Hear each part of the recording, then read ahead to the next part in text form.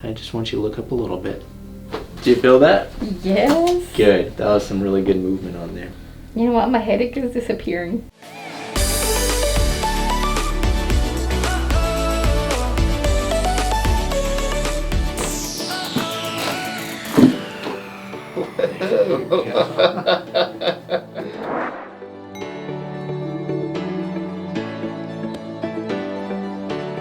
Okay, so the neck and the shoulder pain, you said both sides are pretty equal, or which side do you feel it more at? Probably my right side. More so on the right side than the left? Okay. Yeah. You said you also have a headache today. Yes. Where do you feel the headache?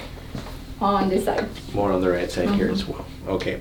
Now, that was something that you said you didn't really feel too early on. It was kind of more towards the middle to the end of the day? Okay. Okay, so typically when it comes to like the headaches that kind of accumulate towards the end of the day, like we talked about before, a lot of those become tension headaches. Yeah. When you have a lot of the stress onto the muscles or onto the shoulders, that usually happens because we have structural issues. But over the period of the time or period of the day, whether it be you're on the computer, like we talked about with your using the phone kind of habit, when you kink your neck over to the shoulder, you're going to put a lot of strain there. But over the time, the headache will start to accumulate because that tension starts to happen within the shoulders and into the neck, and then you start creeping up into what we call tension headaches. So let's take a look at you. Let's see what's going on. Now you said that occasionally you get like the lower back and the hip pain. Where do you typically feel that at? Like on my back right here. More into the glute area? Yeah. Okay. And then like here. You go onto the top? Yeah, but I started feeling the pain on my hip. Over here? Yeah. Okay. And then it goes down to my leg. To the leg. So I'm assuming you work on the desk quite regularly on the computer? 8 hours. 8 hours a day? Yeah. Right there. It's a little kick right there. Yeah, I feel the pain when you go over. Yeah. Let's see what else we got. And we talked a little bit about how your mid-back, how you've lost that curve there. And even as we're scanning you, so you have this little rounded edge here, and then it dips down into here, so it's very flat right here. And again, so this is where we're going to try to work on the upper part of the back to, one, help to alleviate some of the tension that you have in the shoulders. But if we can push that forward, that should help out with some of the stress that we have down below. So we got some things to work on here. So first things first, chin down just a little bit, tilting you back a little. Here's your C6, 7, 6, 7. Any soreness with those? Maybe 6. A little bit more on 6 there? Yeah. Yeah, right there. I'm going to tilt you over to the left side. Then the right. Then the left. Oof.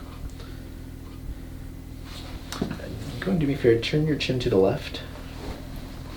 And then to the right. Left again. And then right side. Yeah, it gets stuck right over there, so I'm going to turn a little bit more. Yeah. So yeah, you have much better movement going to that left. It gets stuck right there to the right. 6, 5, 4. Any soreness on those ones? 4 and 5. 4, 5. Which is the worst of the two? 4, 5. 5. 5 a bit more. Okay. Right there. So yeah. So that's where the swelling just accumulates right into that joint right there. And then we're going to take a look at that lower back, see which one we're going to be working on today. I'm going to tilt you back. 4, 5, right there. So that 5 doesn't move very well. I don't know if you can feel that. Sacrum, we're okay there. That's 5 is where it gets stuck. I'm going to tilt you over to the right side and left side. Okay, so that's your L5. Any soreness on that?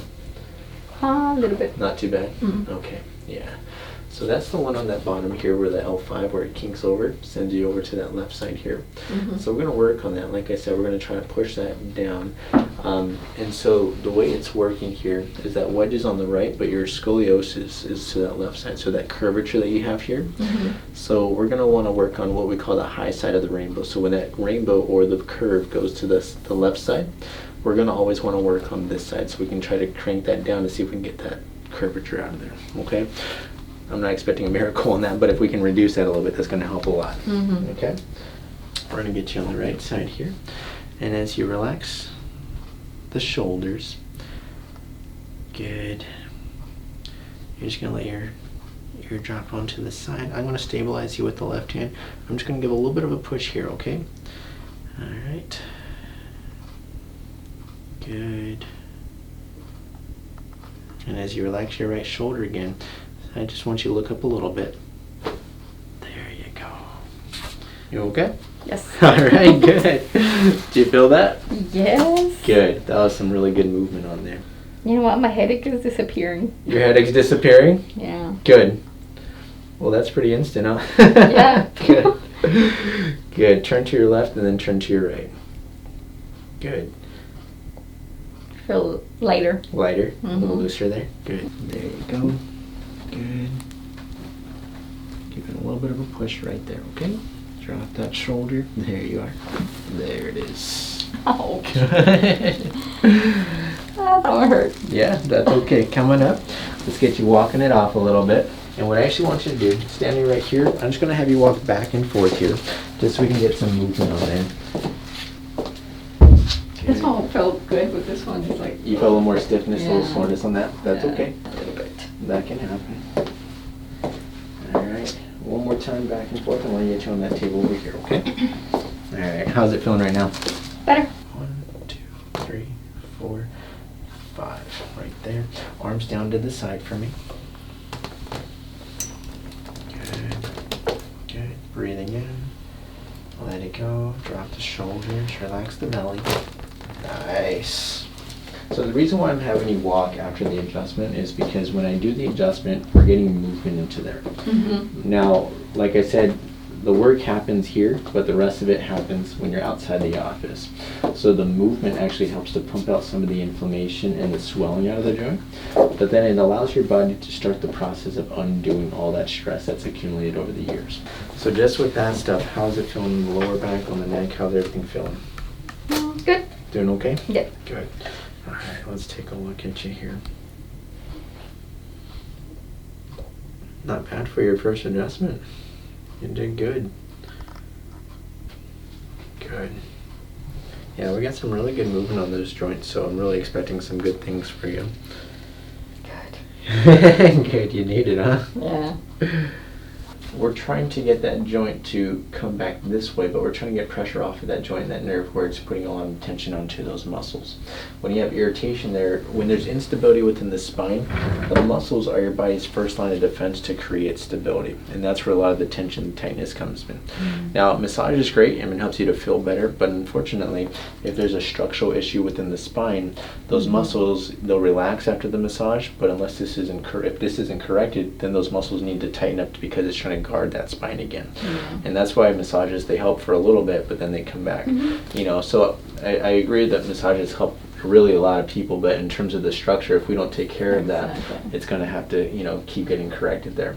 Now that's what we did for C6. We did T5 in the middle part of your back. There is a lot of stress and swelling in that joint, and again, you're trying to get a little bit of a flat back in there too, so we're trying to get mobility in that part of the spine. Now the last one that we did is that L5, and again, you see that your spine is leaning over to that left side. All that weight as your body shifts to that left side accumulates down in the lower part of the back. So it makes sense why when I adjusted that, you're like, ooh, that was a little sore. It's because all that stress and tension's building up in there. So when I moved that, I'm trying to get that joint to come back, to get you back into center. And again, trying to get some stability within that joint, get some movement, okay? What you need to do now is try to get as much movement in your spine as possible. So going out for a walk, whether it be 10 minutes, 15 minutes, 20 minutes. I do that every day. Do you? I'm a dog. So Your dog? Okay, good. Honestly, a dog is like the best thing you can have during treatment just because it gets you out and gets you moving. So you're going to be moving the legs, moving the arms, because the more you're swinging the arms, the more mobility you're getting in the mid-back. Okay? And it's going to help to transfer a lot of that stress and undo whatever we just did. It's going to help that process to continue to undo a lot of the stress that's accumulated over the years. Okay? So that's your homework. And then also, in terms of if you feel any soreness, ice is your best friend. It'll help to reduce any of the inflammation there. Okay? All right. Any questions for me? No. Good. That was good. Welcome to the office. Thank you. All right. Have a good rest of your day, and then we'll go ahead and see how you're doing. Thank you for being here. You're awesome. Thank you.